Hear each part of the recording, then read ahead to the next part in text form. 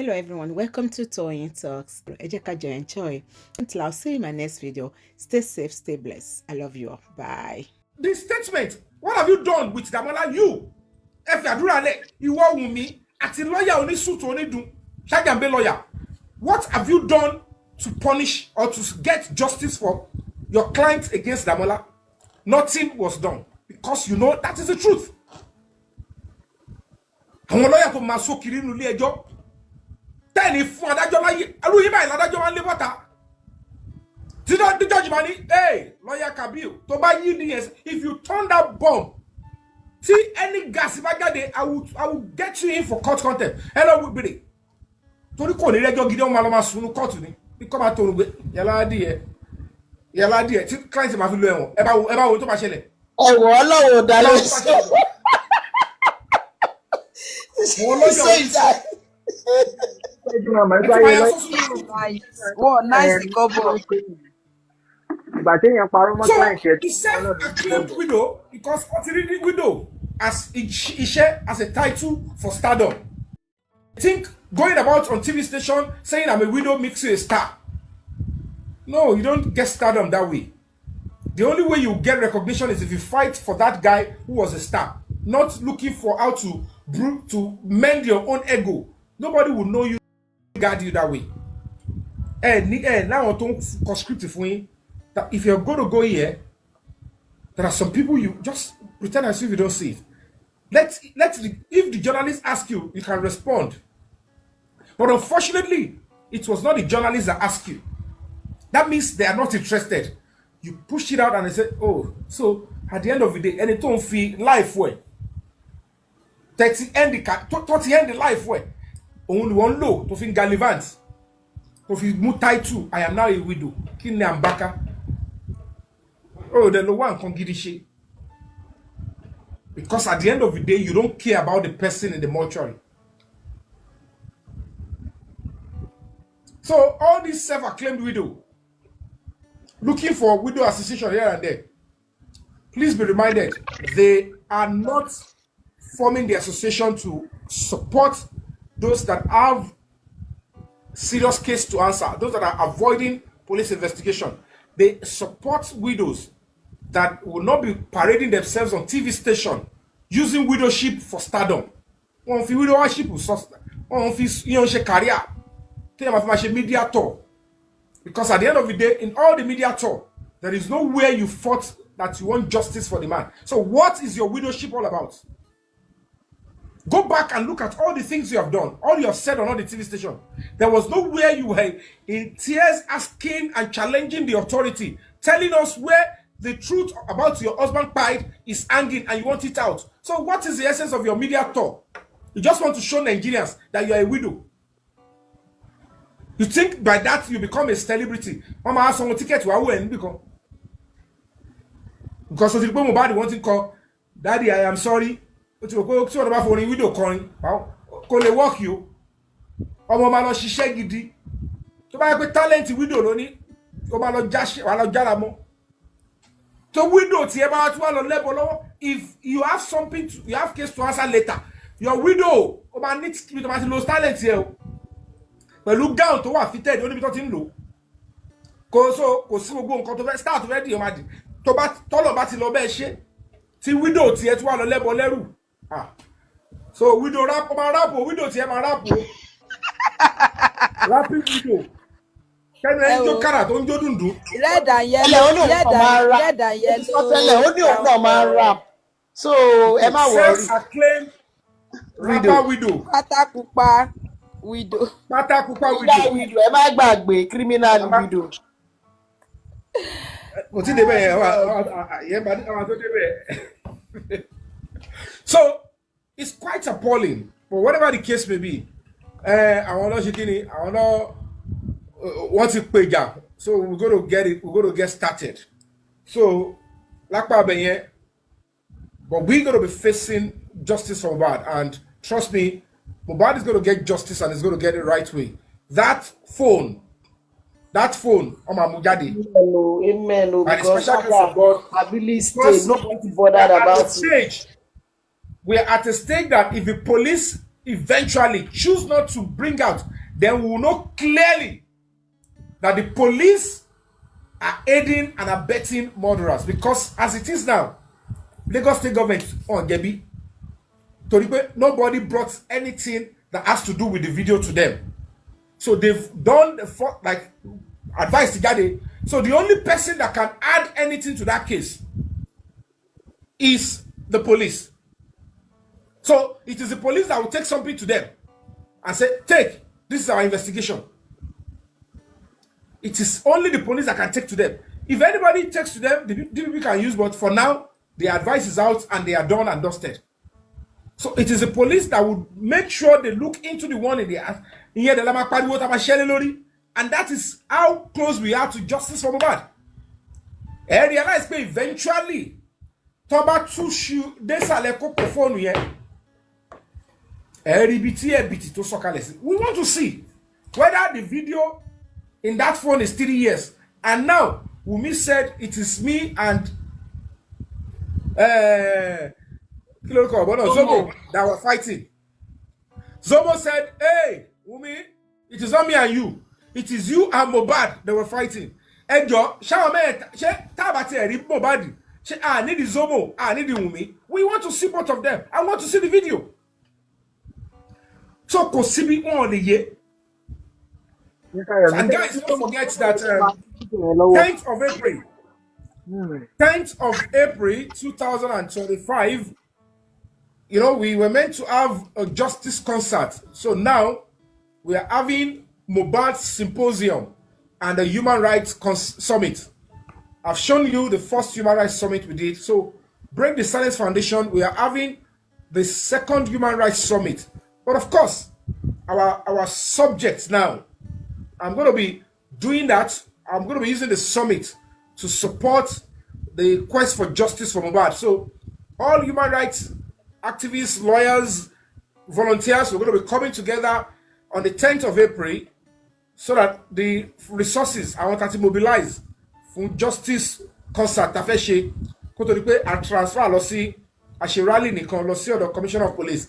The second part of it will be continue on the 10th of April, which is going to be Mohbad Symposium and Justice and Human Rights Summit. So that is what we're going to be having on the 10th of April. Venue will be announced shortly. We want to quickly go and secure the venue, pay for the venue, and then I will announce the venue to you all. So in the next 2-3 days, I'll be announcing the venue. So please, let's keep everything together. Let's keep hope together and be sure that we have about 18 minutes more to go.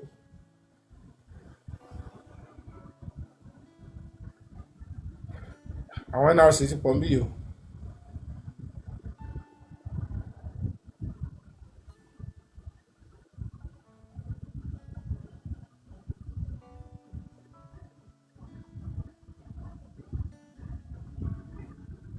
Wunmi send the request. Wunmi send request. Mr. Baya, this is your request. Oh. Send your request. Go to Abba Shedembi Abi. Bẹ́ẹ̀ni o kó wá o. Wunmi send request. Mo mọ̀ pé wà ń bì. Of course, o gbọ́dọ̀ wọ́n máa tẹ̀lé mi kiri anywhere ni.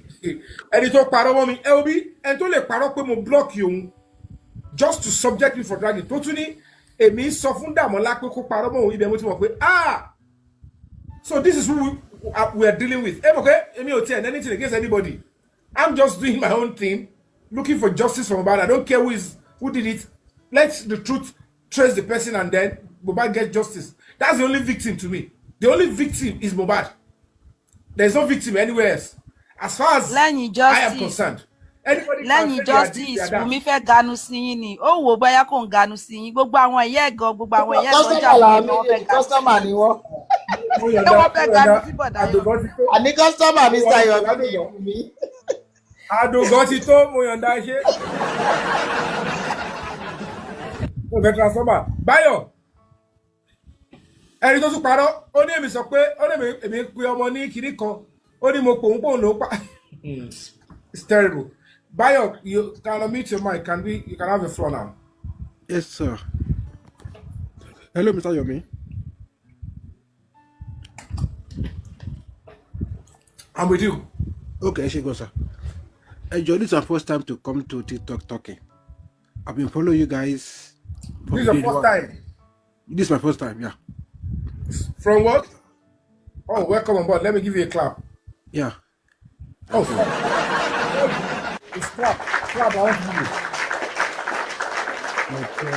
But I've been always used to be donate for your validation Olurebi platform. Yeah, but Oh, I don't thank like to you. come up talking. I just Thank like you. to watch and finish. Because I'm not living in Nigeria. I called you one time on the phone. I don't know if you remember. You was asking me to call you on the WhatsApp. But my Oh, question okay, is I can't. I just said I know. yeah. Anyway, lọ́rọ̀ kọ́ṣá ọ̀rọ̀ mi ní kò Let me get you back. mi kì í sọ̀rọ̀ much. Kí lẹ sọ? Okay. Kí lẹ sọ? Mo náà wọ̀nyàn kọ́sà lẹ́gbẹ̀ẹ́ kẹsàn Yorùbá ni. Okay. Ó dà yẹn Mi pé ò pọ̀ wọ̀nyàn ní pé much. kẹsàn Yorùbá. Because mo ń ká lòlò gan. So mi kì í fẹ́ sọ̀rọ̀ much. Because mo ń ká lòlò. Okay. Yeah. Mi ò pọ̀ much. Nǹkan tí mo fẹ́ bèèrè lọ́wọ́ yín ni pé Ẹ sọ sà. ẹ̀wọ̀n kó ti tó bí like a week sí ibi tẹ́tí lọ sí àdá àwọn ọlọ́pàá tẹ́tí lọ pẹ̀lú àwọn guys kan. Ó ti máa tó week, I think it's last week, right? Ń bá rántí dáadáa. Ẹ̀dẹ̀ mi tó yẹ pé ẹ ti competition lórí ọmọ àlè Wunmi yẹn. Tí kò dẹ̀ lọ tó kàn sọ̀rọ̀ káàkiri lórí TV whatever. But why táwọn ọlọ́pàá ò ṣe take action lórí kíní látijọ́ ẹ̀ for a week náà tẹ́tí lọ sọ́dọ̀ commissioner of police ní Lẹ́kọ̀ọ́. That's my question, sir. All right, thank you. Like I said, when she was invited, she did not show up. And a lawyer, they wrote to the AIG explaining blah, blah, blah, blah, blah, blah. And when it got to that stage, see, and the insult came to the AIG that kò lè dá AIG lóhùn torí case yẹn wà ní court nítorí kíní kan, and this person saying the case is in court kò tiẹ̀ mọ nǹkan tó ń pò ń fún náà. Alákọ̀ọ́kọ́, the case tó wà in court òun ò tiẹ̀ síbẹ̀. She is not a complainant, she is not a defendant, she is not a victim. But a lawyer choose to hide behind that and say they know why she's been invited and they preempted and they said it was because the case was in court. How did you know why the AIG invited you? It's an insult. And like they wrote there, they said, oh, because the case is being attended to at the state command. So the AIG, who is superior, the zone 2, who is superior to the state command, kò ní right láti wò, kò ní right láti dá sí, or to say we want to investigate some part or we need, and they look at it, well, and as God will have it, when they receive that, you know, they have a legal team too, the legal department. When they showed me, I said, this is, it makes sense, sir. And they're like, you mean, just calm down, don't worry. Whether she is bigger than us or we are bigger, no problem. The lawyer have written, and there is a process when the lawyer writes like that. So, no, they will go about it the right way, but just calm down. And then, of course, what we saw was that the state government, they quickly issued the DPP advice so that as we speak now, the case in court has ended. So, charges has not been made. Spending and they have not been charged to any court yet. But there is an advice. Okay, they can be tried in a bigger court. And the magistrate court said, I have received the advice. And that's all. So there is something they want to cling on. More again, case is still in court. Secondly, state it only case it wa. Only kini CP Betty Pepe, oya come, Mr. Yomi. And then we sat down, you all could hear our concerns. And because this was a new CP, it's like, you know what? I'll ask them to wait in there. Hold on.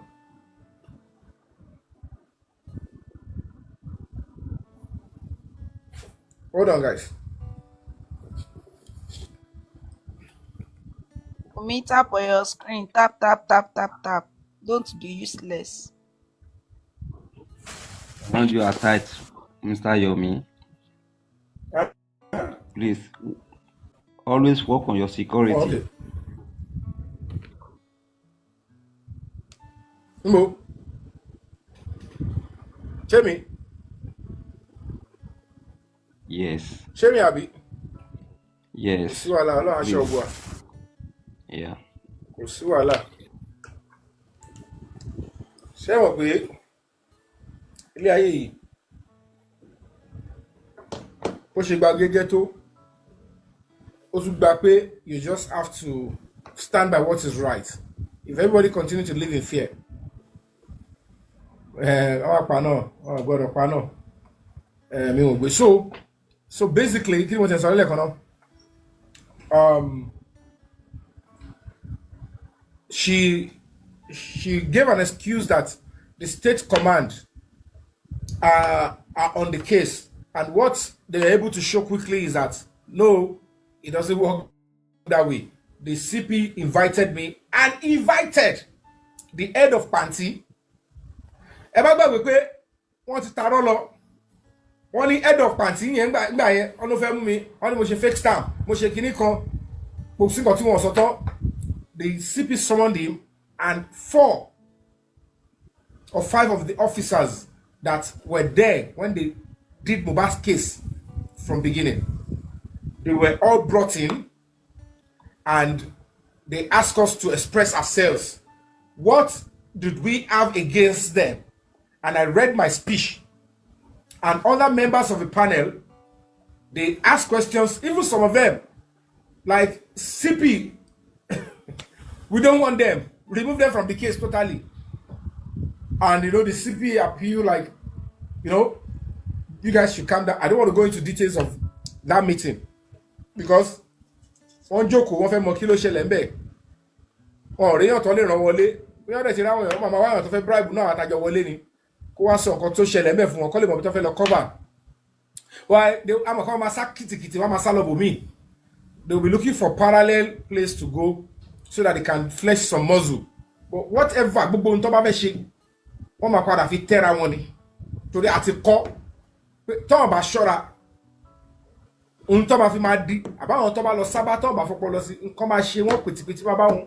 So whatever it is they are trying to do, we are fully ready for them. So that is it, my brother. Wait until the final alarm. If you look at the trend, because it's launching, you will know certainly that they have removed some people because Ojulo Montoyonu, like these ones, they have no case to answer. It's a simple thing. It's not, you don't need to be told. You should know that now the government is playing the role of I want to be neutral in the middle. I don't want to be here, I don't want to be here. But the government has removed their arms and the name and the police against those that they thought have no case to answer. And it's quite important. That's a good one. Those are the first thing they need to do first. And then, if in the light of the other one, don't pursue, they will sit around it. What is going on? What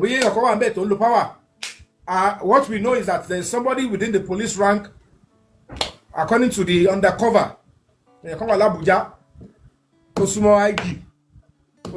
don't know.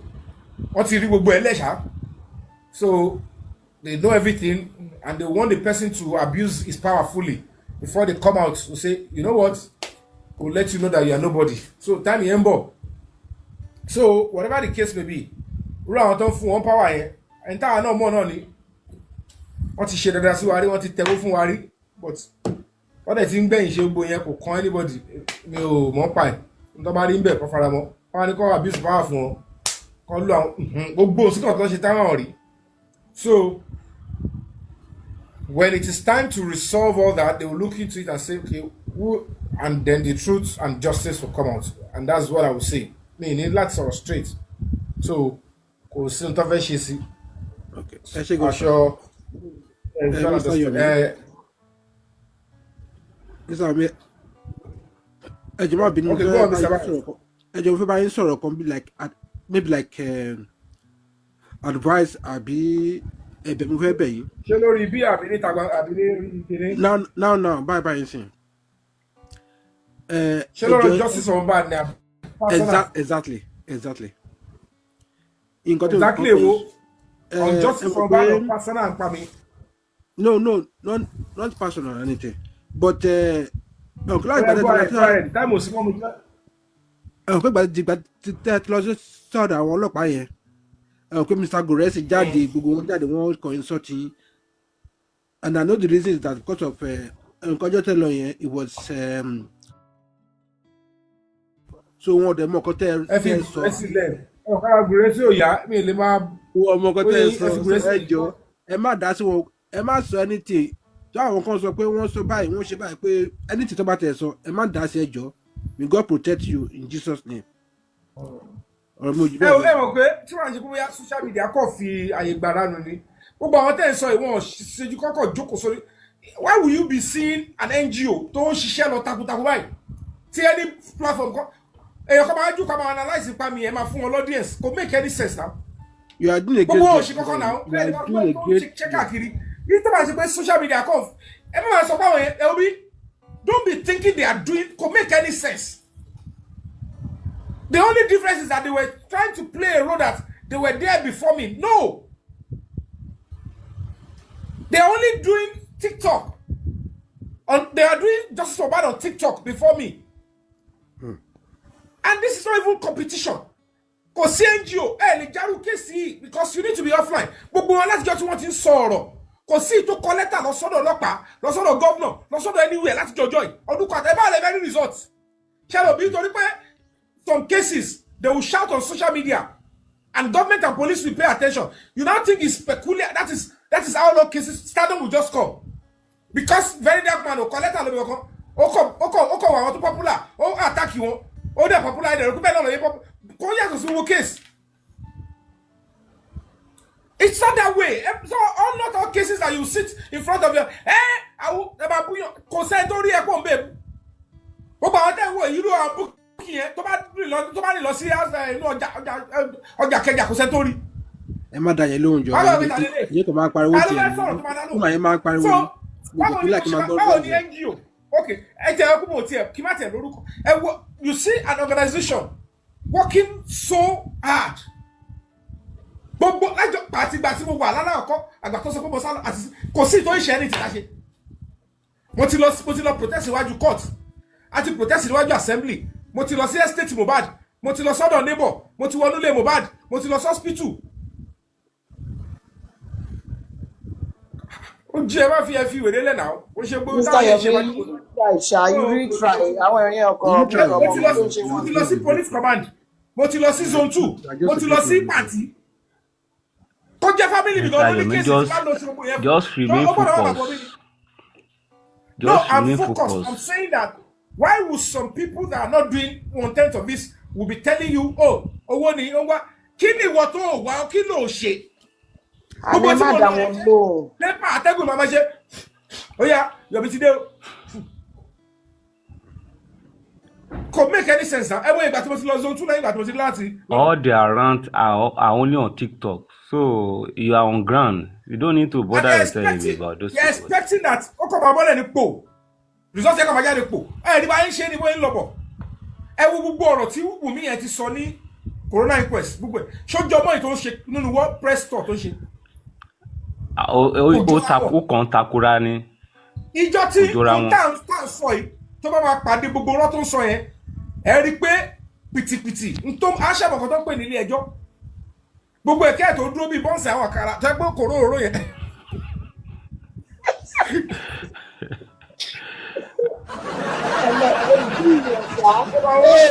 Àwọn bọ́ǹsì àwọn tálákà tí ò mọ̀ òróró tó máa ṣàkọ́bẹ̀ kòró òró yẹn. Àwọn pátákó abẹ́ ọ̀rọ̀ yín pátákópa. Ó láwọn ní pátákó abẹ́ ọ̀rọ̀ yín pátákópa. Mi ò fáwọn opó ní pátákópa o mi ò fẹ́ wèrè o ẹ ṣopó wọn wọ ẹ ṣe sápá mi. Opó tọwọ́ ẹ̀ kún fún ẹ̀jẹ̀. Èmi ò tiẹ̀ wo conference ìjọba ntọ́ wọ́n fẹ́ sọ. Whatever you want to say, don't say it on TV. Go to and say it to the police. Ask and fight for this guy. Fight for justice for this guy. Star. Only victim. Fight for him. Gbogbo yín kàn sọra yín di victim. Gbogbo yín kàn pín lẹ́kọ̀ọ́. Family ẹ̀kọ́ pín gbogbo yẹ́lẹ́yẹ́lẹ́ sọra yín di bàbàrà. Ẹ wá ń fi wé ẹni tó lórúkọ. Tí mo bá dùn á rẹ̀ ṣe lè fojú bí àbúkọ́ ṣe bálabàlá. Ẹni tí gbogbo inclusion. Èmi ni ìyàwó bàbá èmi ni kíní kan bàbá èmi mo bá dì. Ṣé wọ́n fẹ́ pín orúkọ mo lè ṣé mo máa dùn orúkọ mo bá dùn orúkọ mi lájẹ. Tó bá pé ìyàwó bàbá dì báwọn lọ ìfẹ́ mọ̀. Tó bá pé kíní kan mo bá èmi ṣé mo wà nínú àwọn sàáwù wo tẹ́ ìṣe yẹn. Kẹ̀yọ́ rò pé torí ìyọ̀kan ti fi rẹ̀ lẹ̀. NGO, this is how NGO operates. With or without any public case, NGO should public case, public will also support. NGO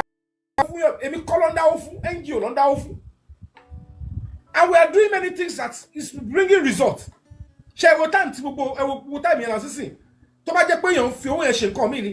Within this short period of time, shall I need result in it? Shall we have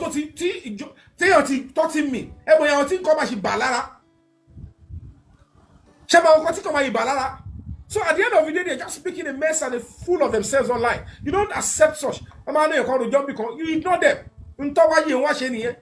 What you really celebrate to it's just for a short period of time.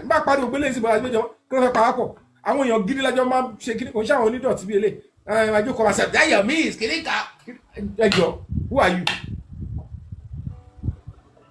So if you what is so? Am I come and free? And then what is when you want to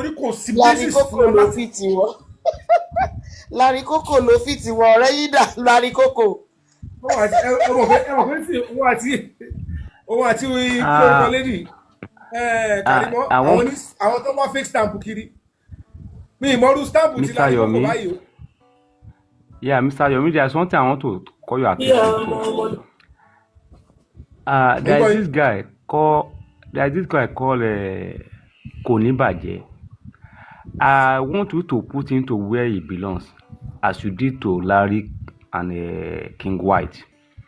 That guy has been dragging you for a very long time. I want you to checkmate him and keep him where he belongs. My brother, me call on drag since he's not in my purview. The only thing that makes me see him was for him to that guy looks dirty, Jare. Forget about that one. Very dirty guy.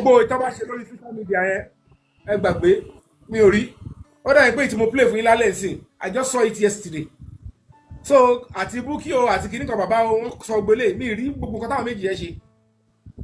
just because I have to come down and mix up with the right people on this TikTok. If the NGO was properly funded, where I knew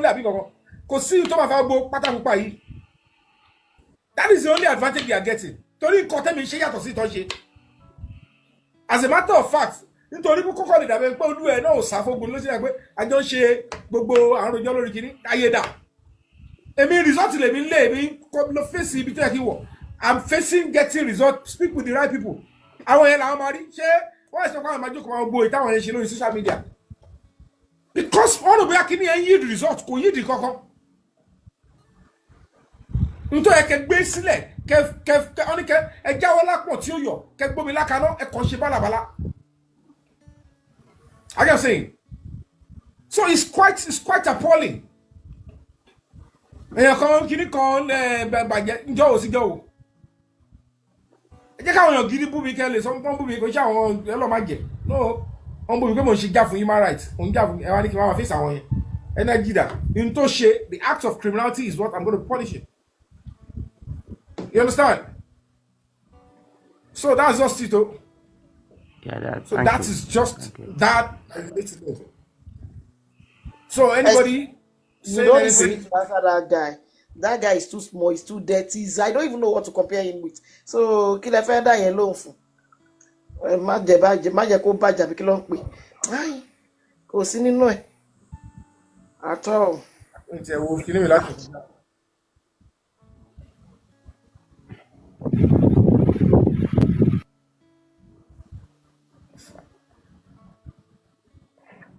ti arrest máa yẹn tẹ́lẹ̀ o. Máa Odogwu. Mr. Fẹ́ràn mi. ó ga jù Odogwu. In fact, nǹkan tí mo torí ẹ̀ gùnkè and I'm happy nǹkan tí mo bá lẹ̀ pẹ̀lú ẹ̀ náà ẹjọ́ bá wa mute nínú owó yẹn rí. nǹkan tí mo bá lẹ́nu ẹ̀ inú mi dùn pé oníkọ́ pé o bá yẹn wá kò sí ètò kan ẹ̀ pẹ̀lú deal with individual. It's none of your business. Justice for Mohbad òun ló bá wa ẹni bá wọ́n come around ẹni bá wá trespass síbi tó ti ń ṣe conference rally then you can deal with that person. But when you are on this social media space hello, that you are focused. Yes. Hello. Yes, hello. Am I audible? Hello, ma. Hello, am I audible? Yeah, Ṣé mo wà audible? We can hear you. You're audible. Mo ní pé. We can hear you now. Mo ní the most important thing ni wípé you focusing on what you are doing on the social space, justice for Mohbad, that is the only thing. And please, that audio to share play yẹn, àti treat ẹ on your behalf. Just ignore. Ọjọ́ tó ṣe mọ́jú yẹn, àwa abiyamọ ti treat ẹ. So, thank God wípé. We don't want you to know because it's irrelevant because a ti dá wọn lóhùn. Mi ò rí gbogbo pátápátá. A ti dá wọn lóhùn. So it's irrelevant. Ìgbà tó sọ pé o play ẹ̀gan mo ní pé ẹ bá dẹ̀ ti sọ fún pé a ti treat ẹ pé kò tẹ̀ need láti ẹ ti react sí. Pé kò need láti react sí mọ́ àti treat ẹ̀ tó ti dogun tó ti dọ̀jẹ̀ just forget it kó tó di pé lọ ṣe rally ni. Okay. All right. I'll get back to you. Right? Thank you. Kó tó lọ ṣe rally ni. Kó tó lọ ṣe rally ló ti ṣẹlẹ̀. Rally èwo ṣé títí CP commissioner kó tó lọ ni ó ti ṣẹlẹ̀ before that time.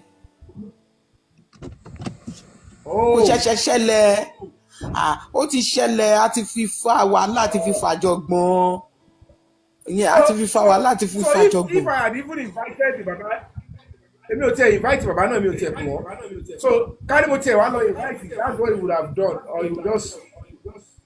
Àwa ti mọ̀ pé kò ní wà dẹ̀ tí àánú rẹ̀ ti wò gbogbo bẹ̀rẹ̀ náà láti treat so tó ẹ pé mo ti wà lórí TikTok when you are playing it kí ló dé àwọn èèyàn wá sọ àbí ṣé wọn sọ ká èmi ò gbọ́ wọ́n sọ̀rọ̀ yìí. Ìgbà tó ti wọ́n ti mọ̀ páwà bí amọ̀ ti fèsì sí i àwa ti fèsì sí i ó yẹ kó ti mọ̀ pé nǹkan kan tó bá ti máa ta báyọ̀ mi àwa ò ní gbà. Àná òru lọ jáde ṣe àti fèsì sí ìjọ kejì òru ni òun la fi ń bá bàbá Mohbad jà gbogbo gbà pé kí ló fà tó ń defend èèyàn kan so just ignore it ká ní mo mọ̀ gan mi níjọ́ play ẹ̀. Bàbá yẹn ó ń gbé èmi ṣépè ni. Gbogbo ẹ̀ la gbọ́ it's not kò ṣe tiẹ̀ àti sọ̀rọ̀ pé èbúté bá bójú ẹ̀yìn á fẹ́ pé fèlè pé kì í ṣe ti tiẹ̀ gbogbo ẹ̀ láti dáhùn ń tà fojú ìdọ́jọ́ méjì ṣe odidọ́jọ́ méjì la fi ṣe so please just delete it àti ẹ̀ need it because àti treat ẹ̀ ìgbà tó tẹ̀ tó ọ̀pá nǹkan ń drag ẹ̀ lẹ́ni gan mo ní káwọn èèyàn ignore because nínú Ramadan báyìí máa ń choose ọ̀rọ̀ mi gan láti lè sọ tó rà ń tọrọ dáríjì ẹ̀ṣẹ̀ lọ́wọ́ ká má tún dá mí kún tá bá parí àwẹ̀ tán a tún padà sí base so gbàgbé ẹ̀ torí Ọlọ́run ignore. You all responded. Tẹ́ni náà kó ṣe sọ lójú ẹ̀ nǹkan náà ni tẹ́ni tún kàn fà mí gbogbo wa láti àfàbí kó já ni kò ní ìdí ẹ̀ ó máa trigger ẹ̀ ni mi mọ bó ṣe lọ pàdé ẹ̀. Mo ṣe ẹ̀rí pé ìgbà tí mo wọlé mo sọ ọ̀sẹ̀ kejì ni wọlé Even on Latin, Sàmì mọ bó ṣe lọ rí. Everybody ló sọ gbogbo àwa tá à ń support ẹ àwọn Papariano the Supreme everybody. Our platform have treated the case, so you don't need to go back to it. Everybody àwọn the music gbogbo platform ló treat ẹ so àti sọ kọjá. Meanwhile, ṣe mo tún fọ́ ni pé kíní yẹn mi bàbá tún wá rí o. Mi bàbá rí o. Gbé tẹ́ní sókè, gbé tẹ́ní sókè. Gbé tẹ́ní sókè, tẹ́ní kò gbóhùn sókè. Nǹkan tí platform bíi mẹ́fà máa ló já sí. Papariano máa fara ya gan. Ẹ jọ̀ọ́, ta ni admin yín? But Expander ò bá mi sọ wọn sọ ọkọ rárá. Gbogbo àwọn Expander gbogbo alatweet ẹ. Who is your admin? Ta ni admin yín? Admin kílẹ̀ wí. Ṣé ẹ ní moderator ń bí sorry. Expander náà ni. Ṣé Expander ò wá rí ẹni tó ń pe Yomi lórí burúkú sálẹ̀ ń bí báyìí tó ń gbé sépè látẹ̀kan? Yomi ti sọ pé pátákó pakọ́ máa ṣe. Mo rí reply ẹ̀ látẹ̀kan, mo ṣépè padà náà. Mo ń gbé ẹ̀rẹ́ ṣépè padà lórí burúkú kan ni. Mo ń download látẹ̀kan, mo reply ẹ̀. Ẹ mú tí wọ́n dànù. Báwo lèèyàn ti máa wà lórí page tẹ́ máa gbé sépè? Mo ti bu padà látàárọ̀. Mo ń pè ládùúgbò ìjà mo ti gbàgbé pé Facebook kan la wà. Ara ẹ̀ ló ń ṣépè fún.